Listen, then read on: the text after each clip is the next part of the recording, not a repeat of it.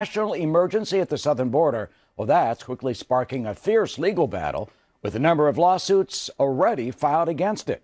Meanwhile, California's governor and attorney general saying they plan on taking the administration to court as well, as even more opponents are lining up. Hello, everyone. I'm Eric Shawn, and this is a brand new hour of America's News Headquarters. And I'm Laura Ingle, in for Arthel Neville today. The president not only facing a legal showdown, but a political one as well, with Democrats vowing an aggressive response and hoping to pressure some Republicans to join them. But the president standing firm on his authority. We fight wars that are 6,000 miles away, wars that we should have never been in many cases, but we don't control our own border. So we're going to confront the national security crisis on our southern border. Ellison Barber joins us from Washington with the latest here. Hi, Ellison. Hi, Laura. So at least one lawsuit was filed yesterday. That one was filed on behalf of 3 landowners in South Texas and a nonprofit environmental group. The ACLU says that they will file a lawsuit early next week. House Judiciary Chairman Jerry Nadler is asking the White House to make their lawyer and some DOJ officials available for a hearing, one that he wants to happen in the coming days. Democrats say President Trump is overstepping and that he does not have the authority to declare a national emergency in this situation. They also say that he's changing the game in a way Republicans might regret down the road. Most Republicans, they disagree with all of that. Article 1, Section 9 is very, very clear. No appropriation except through a law passed by Congress. He's got Supreme Court precedent from 1993 behind him. Congress has actually authorized this type of activity. The epidemic of gun violence in America. That's a national emergency. Why don't you declare that emergency, Mr. President? I wish you would. But a Democratic president can do that. President Trump has repeatedly said he expects this to end up in court. Yesterday, California's governor and attorney general suggested a multi-state lawsuit is on the way. The president does not have power to act frivolously, taking the powers of this 240-plus year democracy and using them in ways that were never intended. Have no other choice than to sue the administration, join other states, join our partners in the federal government to do the same. So lots of opposition from Democrats and certainly more lawsuits, more action on the way. Again, most Republicans agreeing with the president here, though a handful, like Senator Marco Rubio, they've said that they have some concerns about this as well. Laura? Ellison, thank you so much. Live from Washington. Eric. Well, Laura, all this while at the southern border, patrol officers are reporting there's been a surge in rescue efforts. That as more migrants, they say, are attempting to cross the Rio Grande into Texas. Jackie Heinrich is live in Eagle Pass, Texas, with much more on that. Hi, Jackie. Hi, Eric. We're in the middle of a 210-mile stretch of land that has just 4 miles of border fencing. One of those miles is here in Eagle Pass, Texas. It protects the downtown area, and Border Patrol agents say that it pushes the illegal crossings to the outskirts of town where the Rio Democratic hopefuls are responding to President Trump's national emergency declaration and vowing to block his executive action to build a wall on the southern border. This coming as the DNC wraps up its winter meeting in the nation's capital. Garrett Tenney joins us live from Washington with more on that. Keeping an eye on this one. What's up, Garrett? Well, Laura, the emergency declaration, immigration, and the larger debate over border security as a whole were some of the top topics at the DNC winter meetings, as well as out on the campaign trail this weekend. Take a look at this map to see where all the candidates and potential 2020 candidates are today. Illinois, Iowa, South Carolina, and New Hampshire, where Senator Cory Booker criticized President Trump for declaring a national emergency and using taxpayer dollars to build a wall that he said Mexico was supposed to pay for. I think that there's a serious violation of separation of powers that's going on by this president right now. It's something Republicans and Democrats all should stand in unison saying this is absolutely wrong, and worse than that, it's insulting. Republicans wouldn't have tolerated this if Obama did it. They shouldn't tolerate it when Donald Trump is doing it. It's something we should join on. On the last day of the Democratic National Committee's winter meetings here in D.C., Chairman Tom Perez also slammed the president for declaring a national emergency while ignoring other issues that he says are much more pressing emergencies. We have a national emergency on climate. We have a national emergency of voter suppression. We have a national emergency for women who work a fair day's wage and don't get a fair day's pay. This is a national emergency of our moral values. That's why this is the most important election of our lifetime. This is a moral reckoning. While immigration will certainly be one of the leading issues of the 2020 campaign, based on the DNC's meetings the past few days, Democrats plan to once again make health care a major focus of the party, which is an issue that helped propel them to winning back the House in the midterm elections last year. Laura? All right, Garrett Tenney for us, live in Washington. Thanks so much. You got it. Well, Laura, there's some new disturbing details emerging on that suspect who opened fire at that warehouse in the Chicago suburb of Aurora. Police say Gary Martin was an employee there, and he was being fired at Illinois Police Headquarters now. With more, Mike. And Eric, to expand on that criminal record, 45-year-old Gary Martin had multiple run-ins with police, some of them here with the Aurora Police. 6 arrests for domestic violence, for violation of a protective order, for traffic violations. In 2017, he was arrested for disorderly conduct and criminal damage to property in a nearby town. Specific to gun ownership, he had a felony conviction for aggravated assault in Mississippi back in 1995. Now, in 2014, he applied in Illinois for a fire owner's identification card, a FOID card. It was approved. Martin bought the gun used in that shooting 4 days after that approval. But then shortly after that, he attempted to get a concealed carry permit. Fingerprint analysis linked him to his felony conviction. The permit was refused. His FOID card was revoked, but Martin kept his gun. We have to take the politicalness out of it. I mean, the fact remains is that some disgruntled person walked in and had access to a firearm that he shouldn't have had access to. I don't want to make it political. This is a human issue. Lives were lost, and I want to concentrate on, number one, taking care of our victims' families, taking care of our officers. The shots started in a meeting in which Martin was being fired after 15 years at the plant. 3 people were killed in the meeting, 2 outside of the meeting. They ranged from the plant manager to a human resources manager to a human resources intern who was on his first day on the job. Also, a stockroom attendant and a mold operator were killed. The gun was a .40 caliber Smith & Wesson. The police say that multiple magazines were found spent at the scene. They don't have a specific number. 5 police officers were shot during the course of all of the gunfire. We know the worst of them is in stable condition. Others have been released or are being released from the hospital. We expect another update in an hour's time, and it includes a representative of the parent company of the Hyatt Park plant. Eric? Just so horrendous, and your hearts go out for all the victims, and especially a young intern, a student who was there learning business. Mike, thank you. Laura? Yeah. Well, a major drug bust. Federal authorities seizing 2 massive shipments of cocaine. Where this happened and why it's being called one of the largest drug hauls in decades. And the question of the weekend, does the president have the authority to bypass Congress and declare a national emergency in order to fund a border wall? Some Republicans are confident he does.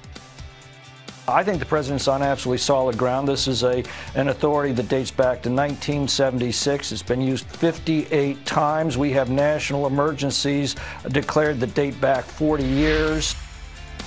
Massive shipments of cocaine are seized in California. The busts, which were announced yesterday, took place within a week of each other late last month. A total of 221 pounds were found aboard 2 ships at a Ventura County port. That's about 60 miles northwest of Los Angeles. They both came from Central and South America. The illegal cargo was concealed beneath floorboards. An old trick. Authorities say it is the largest drug seizure at that port in 25 years.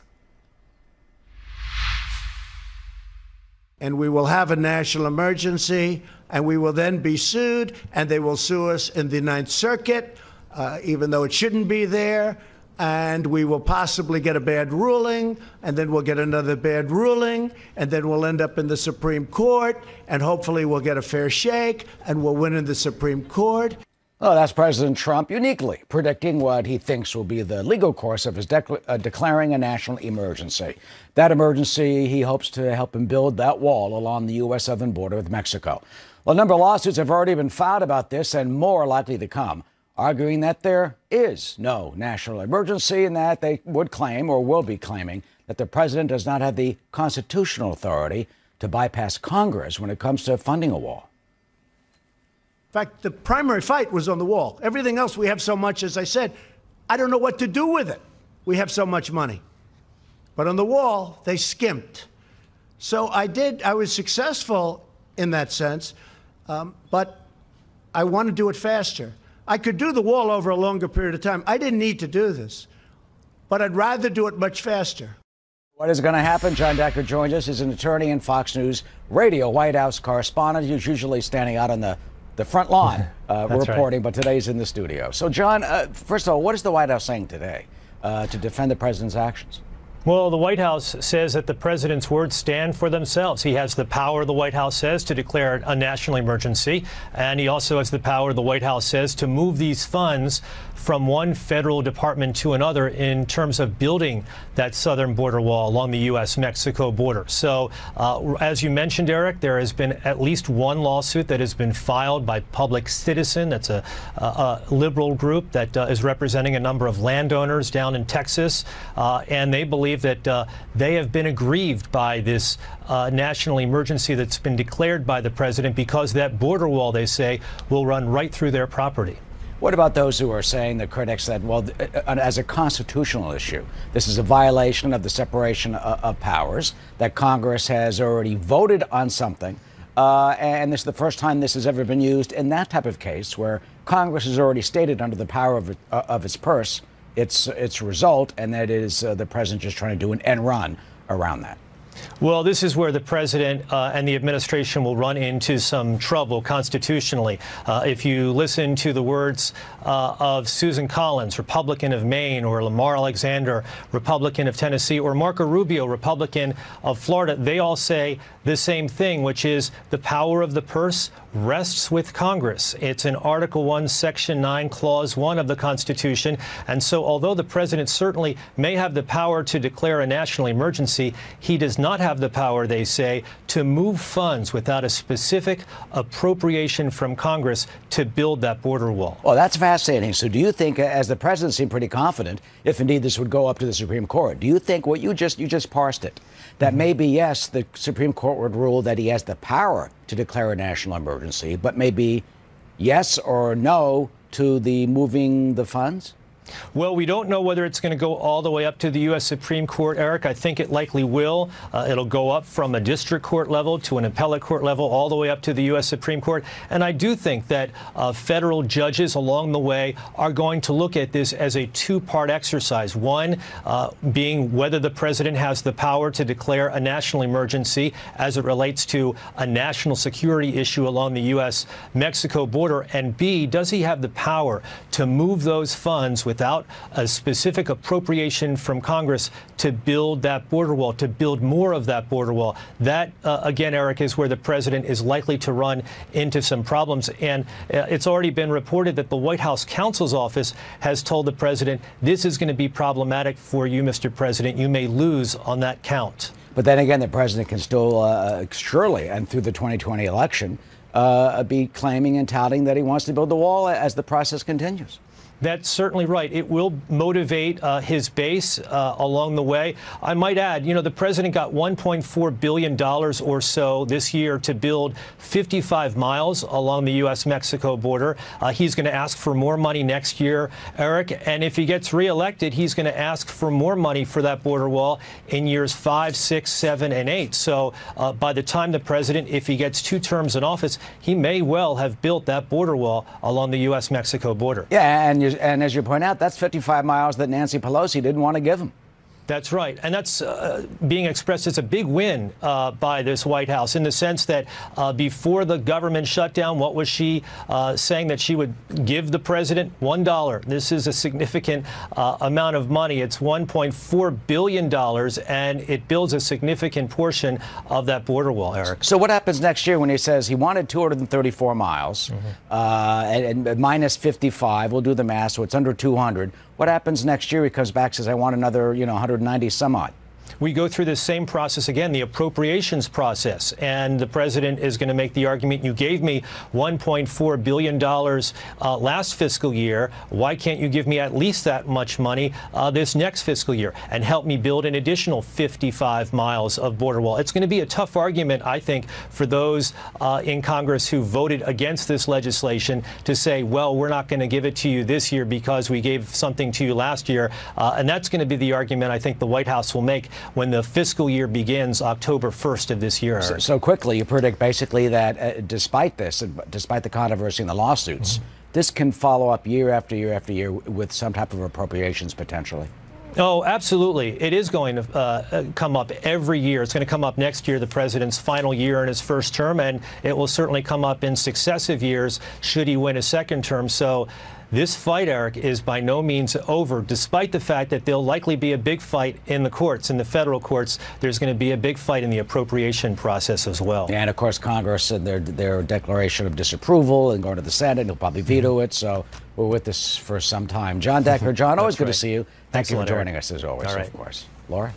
And Eric, there are new details emerging in the alleged racial and homophobic assault of Empire star Jussie Smollett. What investigators are now saying about the case. And some Republicans expressing unease over the president's national emergency declaration. Why they're saying this sets a precedent for Democrats. Trump is in Palm Beach, Florida, as he spends this weekend at his Mar-a-Lago estate. This coming shortly after he declared that national emergency on the southern border with Mexico. Phil Keating is live in West Palm Beach, near Mar-a-Lago, where it's a balmy 79 degrees. Hi, Phil. Hi, Eric. It is absolutely spectacular down here in South Florida this weekend. Good weekend for the president to come on down. He is now back at his winter White House, the Mar-a-Lago estate on Palm Beach.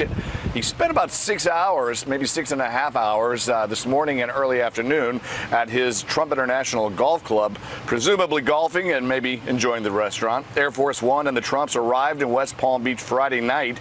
After descending the stairs, they were greeted by a small crowd who was invited out onto the tarmac. And there, President Trump even signed some autographs. They then made it home by 7 o'clock. This all came after a big day dealing with the budget deal. Before signing the funding bill into law, the president first announced that's what he was going to do. And he did that there in the Rose Garden. And of course, this avoided another partial government shutdown. And that's when he also declared a national emergency over the southern border with Mexico. And with that, he plans to take funds from other sources to spend more tax dollars for the wall than the compromise legislation gives, which will give him a few $1 billion more than the $1.4 billion Congress allocated for, quote, a border fence. It's very simple. We want to stop drugs from coming into our country. We want to stop criminals and gangs from coming into our country. Democrats oppose building a long 200-mile wall in the Rio Grande Valley and say the government's own reports indicate most of the drug and human smuggling happens in trucks and cars at points of entry. And possible Democratic contender for the White House in 2020, El Paso's Beto O'Rourke, criticized the wall concept like this. So how do we do it intelligently? We focus on the ports of entry. That's where the vast majority of everyone and everything that ever comes into the United States crosses. Investing in personnel and technology and infrastructure will make us safer. As the motorcade made its way back from the golf club back to Mar-a-Lago, there was a small group of supporters on the side of the road, waving American flags, holding signs, and cheering the president on. He has no public events scheduled today or tomorrow. However, we have been told that behind closed doors right now, the president is meeting with his trade team, talking about China. Eric? Yeah, and former Congressman O'Rourke apparently in one interview said that he would be for tearing down the existing walls. We'll talk to Judy Miller about that in the next hour. Phil, good to see you as always. Thank you. Okay. We'll also be issuing a national emergency declaration at the same time. And I've indicated to him that I'm going to support the national emergency declaration. Well, there's Senate Majority Leader Mitch McConnell before President Trump declared a national emergency on the southern border. The move sparking some concerns that a dangerous precedent has been set that will be exploited by a future Democratic administration. New York Republican Congressman Tom Reed issuing a statement saying, quote, "We recognize the president has the authority to declare a national emergency, but believe this sets a bad precedent and lets Congress off the hook from doing its job." The U.S. Chamber of Commerce also saying, quote, "The declaration of national emergency in this instance will create a dangerous precedent that erodes from the very system of government that has served us so well for over 200 years. Let's talk about it. Bring in our panel. Sarah Riggs Amico, is the chair of Jack Cooper Holdings and former Democratic nominee for Georgia Lieutenant Governor. And John Thomas is the founder and president of Thomas Partners Strategies and a Republican pollster. Thank you both for being here. A lot to get to. I want to start with you, Sarah. You know, we've been hearing from lawmakers from both sides of the aisle who have voiced concern over the president's declaration. Some asking the question, you know, could this set that precedent for a Democratic president someday to declare, you know, a national emergency over gun control, Medicare for all? What do you think? Look, I think it's certainly an unusual circumstance. Obviously, this power has been deployed by the president over the decades, dozens of times. However, there is usually bicameral and bipartisan support prior to the declaration of an emergency. So it's certainly a change in precedent, and I do think that both the Republicans and Democrats are right to be concerned.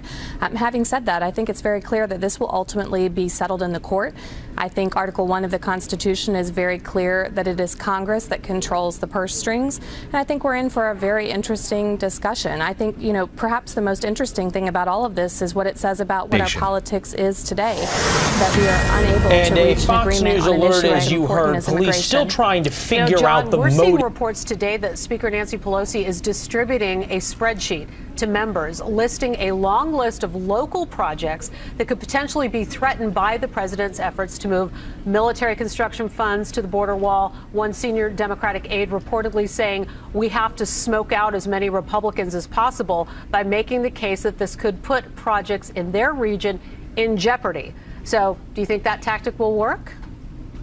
You know, I don't. First of all, we're talking a total fund package of $8 billion in the scheme of the federal government. That's nothing, number one. Number two, you know, this feigned outrage about setting such a dangerous precedent makes me laugh because it's hypocritical. Barack Obama drove immigration policy by executive action when he expanded DACA to drive his agenda. And some could argue that that hurts local economies. It hurts blue-collar workers. Look, people expect and voters expect government to get things done. Right now, we are so dysfunctional that Trump campaigned and got elected by and large on making sure that our borders are secure. So for him to do this, I think he's in fact going to be rewarded by voters in 2020 because he's getting done what they put him in office to do. You know, Sarah, the president himself said yesterday he didn't have to do this, saying that essentially he did so to move the border wall along. Here's some of what he said. I will tell you, I'm very disappointed at certain people, particular one, for not having pushed this faster. Are you referring to Speaker Ryan, sir? Who? Speaker Ryan? Let's not talk about it. Okay. What difference does it make? But they should have pushed it faster. They should have pushed it harder. And they didn't. They didn't. If they would have, it would have been a little bit better. In the meantime, I built a lot of wall. I have a lot of money, and I built a lot of wall. But it would have been nice to have gotten done. Sarah, you mentioned this being settled in the courts. Do you think he has set himself up for a legal battle that he could lose? Well, I certainly think the president hasn't helped his case. And in fact, the fact that they had 2 years of united Republican government in the U.S. House, the Senate, and the White House, and chose not to do this, also, I think, hurts his case. So absolutely, he didn't help himself by effectively telling the American people yesterday, this isn't an emergency, and he doesn't have to do this. Was it surprising to you? Sarah, no, go ahead, John. Yes, Sarah's not wrong. I don't think the president helped himself here, but that's not, I don't think, what the courts are going to be deciding. The courts are going to be deciding whether or not the president has authority to declare an emergency action here. That's what it is. I don't think it's going to come down to whether or not he thinks he could expedite something. Is this in the president's authority to do so? And I think the courts are going to agree with it. And here's the deal. It has to be done, and it's pathetic that the Republican leadership couldn't get this done when they controlled all branches of government. All right, John, let me ask you this. Voters, want the American government to work. We know it's not always perfect, but when you look at the breakdown of how the president wants to fund the Southern Barrier using the 1.3 from the spending bill and the millions and billions from other funds, do you think it's a plan that will see its way all the way through? It's a good question. I think it's going to get held up in the court system, and if it may go all the way to the Supremes, and if the Supreme Court do say that the president has authority to do that, I think absolutely the president does that multi-pronged approach to securing the border that, quite frankly, a lot of these border counties are so desperately urging. Even the state of Texas is saying that they want to play a role in helping to secure the border and build a barrier if Trump asks for it. Sarah, I'm going to give you the last word. What about you? You think it'll be seen all the way through with all of the different areas where they're going to try and pull the money? No, I think in the end, this will ultimately be an unsuccessful court challenge for the president. It's not really a question of whether or not he has the right to try to declare an emergency. It is a question of whether or not we continue to have separate and co-equal branches with appropriate checks and balances. Article 1 of the Constitution clearly gives the power to allocate and appropriate funds to the Congress. I don't see the president winning on this one. All right, Sarah, John, we got to leave it there. We certainly have a long road ahead of us with this one. We'll check in with you later, and thank you for sharing your perspective. Thanks. Good to see you. Thank you. Laura, Vice President Mike Pence accusing European Union leaders of trying to, quote, break U.S. sanctions on Iran. The Vice President speaking at a security conference in Munich, and he called on the leaders there to follow Washington in pulling out of the Iranian nuclear deal and isolating the terrorist-sponsoring autocratic regime in Tehran. The time has come for our European partners to stop undermining U.S. sanctions against this murderous revolutionary regime. The time has come for our European partners to stand with us and with the Iranian people. Kitty Logan live in London with reaction to the Vice President's speech. Hi, Kitty. Hi, Eric. Well, of course, the Munich Security Conference is a place where world leaders come together each year to try to really get together and solve some of those differences on global issues face to face. Now, addressing this conference, Vice President Pence laid out the different positions the US and Europe have over Iran. The US government, of course, pulled out of that 2015 Iran nuclear agreement just last year. And this is not the first time the US government has asked Europe to follow suit.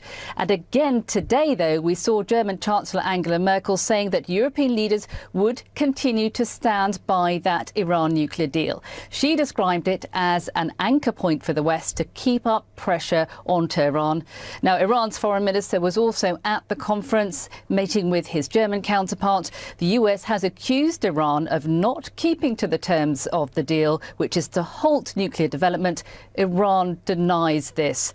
Now, the vice president also met with Afghan President Ashraf Ghani. The US is, of course, currently playing a role in peace talks in that country. And he spoke with the Ukrainian president to reinforce US support for Ukraine's fight against Russian-backed rebels in the east of the country. Now, this conference is meant to unite global leaders, but what we saw today was widening rifts, really, between the US and Europe over many global policy issues, but in particular over Iran. Eric. Kitty, and in the next hour, we'll have analysis from the former advisor to UN Ambassador Nikki Haley. Jonathan Wachtel will be here to talk about the possibility of the Europeans cooperating. Thank you. Laura? Eric, a major crackdown on hazing after a university arrests 9 fraternity members. Those details straight ahead. Plus, President Trump gearing up for his second summit with North Korean leader Kim Jong-un. Will it lead to the regime finally scrapping its nukes? This is an incredible story. Louisiana State University arresting 9 fraternity members on charges connected to hazing incidents that took place last fall. According to reports, they were arrested for allegedly kicking pledges with steel-toed boots and beating them with metal pipes. These arrests come as the university cracks down on fraternity and sorority activities following the death of an 18-year-old freshman who died after being hazed 2 years ago. In fact, he told me he was so close to starting a big war with North Korea. Now, where are we now? No missiles, no rockets, no nuclear testing. We've learned a lot. But much more importantly than all of it, much more important than that, is we have a great relationship. Well, President Trump recounting what he said President Obama told him when they met in the Oval Office, while also touting his prospects with North Korea. Well, he's been claiming the former president was close to, as you heard, going to war with Kim Jong-un's regime as it threatened to launch ballistic missiles towards the U.S. for years. The president is, of course, set to meet with the dictator in less than 2 weeks, as many are waiting for concrete progress in the regime's claim of denuclearization. Let's bring in Jim Walsh, international security expert with the MIT Security Studies program. Jim, always good to see you. Good to see you, Eric. Do you think, as the president claims, we really were close to war with North Korea? On Twitter, Ben Rhodes, who was President Obama's deputy national security advisor, he tweeted out, I'm going to quote, "We were not on the verge of war with North Korea in 2016. Highlighting the threat is very different from saying you're about to start a big war." Well, I think the president's core claim is that we are safer today because there are no missile tests and nuclear tests, and we're talking to them. And on that, I think he's correct. I think that that's right. Now, he has a tendency to step on his own message sometimes because he's telling the story about Obama. And you know, everyone would admit that the president is sometimes prone to embellishment when he tells a story.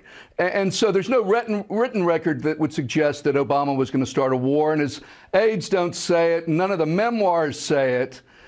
So I think he should stick to the core claim, which I agree with. That is, we are safer today because there are no missile tests and nuclear tests, and because we're talking to them. Now, there's still a lot of work to do, unfortunately, but I think he is right to say that at this moment. And don't you think perhaps the former president said he saw it as the key foreign policy crisis and issue that could be dangerous? And certainly, we certainly would have had plans or military plans to potentially strike some of the nuclear facilities that North Korea has.